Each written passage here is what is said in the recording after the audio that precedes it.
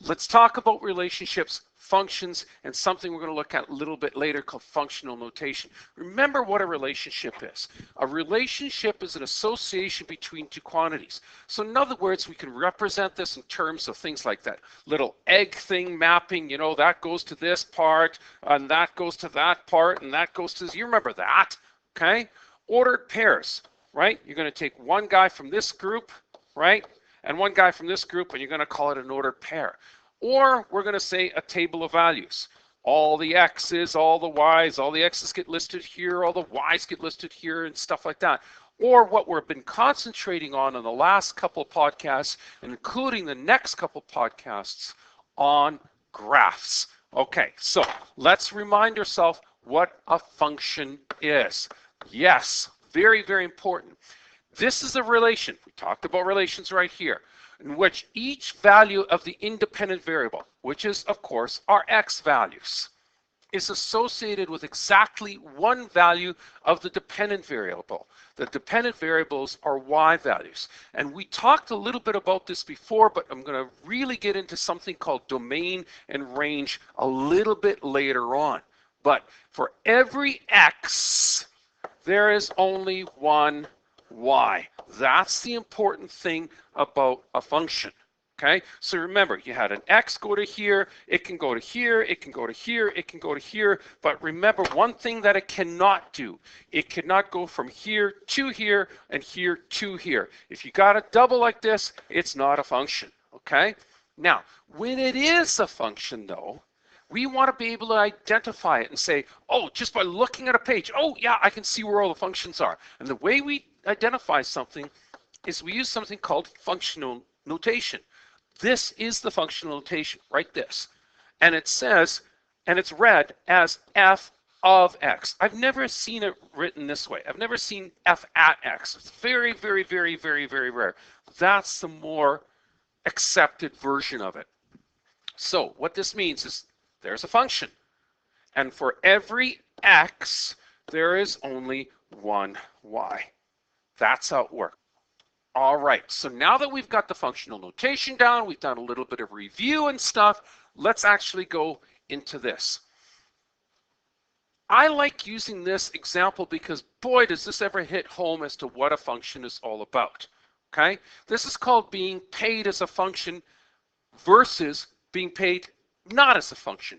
What do I mean by this? Think about this. You're working at some sort of fast food retail outlet. Let's say they're paying you $10 an hour, which I know isn't minimum wage anymore, but for the case of simplicity, let's just use this. Okay, check this out. You know that for every hour that you get paid, you get a certain amount of money. And we can actually start drawing dots here like this, and so on and so forth. So I'm just going to draw a line just for convenience purposes. And you can see that this line is supposed to be straight, which means that you're making a constant wage for those hours. Your wage doesn't increase or decrease for every hour that you're working. You're getting paid 10 bucks an hour. That's a constant amount of money. That's why that's a nice little straight line. But could you imagine if you were paid this way, right? Like that. What does that mean? If you're paid not as a function, think about it. For every x, there is exactly one y. You work 2 hours, you get 20 bucks. You work 3 hours, you get 30 bucks. You work 4 hours, you get 40 bucks, and so on and so forth. But let's say you weren't being paid as a function. Let's say for, oh, okay, you worked an hour. Oh, you owe the company 10 bucks. Oh, you worked for 2 hours. Guess what? You owe the company $20. And I know what you're saying. No, if I'm working that much, I deserve to be compensated. This is the difference. This is a function. When you're paid this way, it's not paid as a function. What do I mean?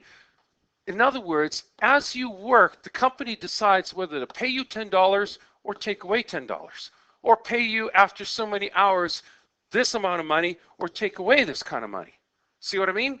They have a choice. Well, no, that's not the way the world works. You don't have a choice. You get paid as a function. This is just silly if you think about it. So what does this mean? How can we tell graphically if a line or a relationship is a function. Well, that's where this guy comes in. That's where a vertical line test comes in. It says to test to see if a graph represents a function, you draw a vertical line. If any vertical line intersects the graph at more than one point, it's not a function. What do I mean? Look, I'm going to draw a vertical line straight down here. Look, if I stop here, it only intersects in one spot. But look what I'm doing. I'm drawing this line all the way down, and look, it stops here, it cuts a graph here. That was your original graph. Guess what? Not a function. And that proves it because, of course, you get paid as a function. You don't owe money to people as you work. That's kind of silly. So let's look at some examples.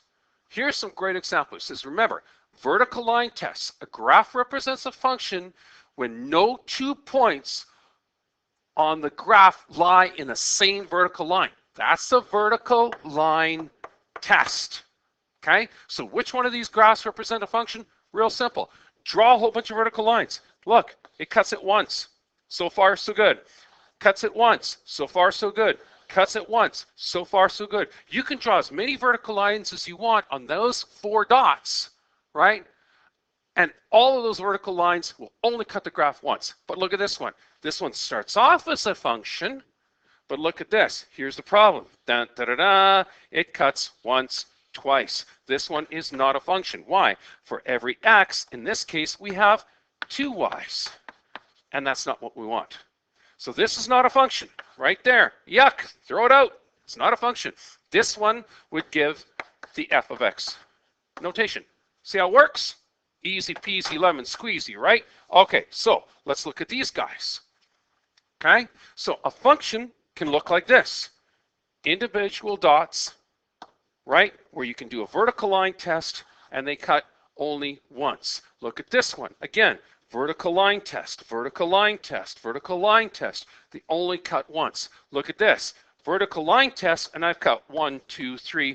Nah, not a function. Yes and yes. Nah. Okay, so with that in mind then, let's look at some actual, real, interesting looking graphs. So if you look at this, this one says the outside temperature over a 24-hour period. This is a function. How do I know?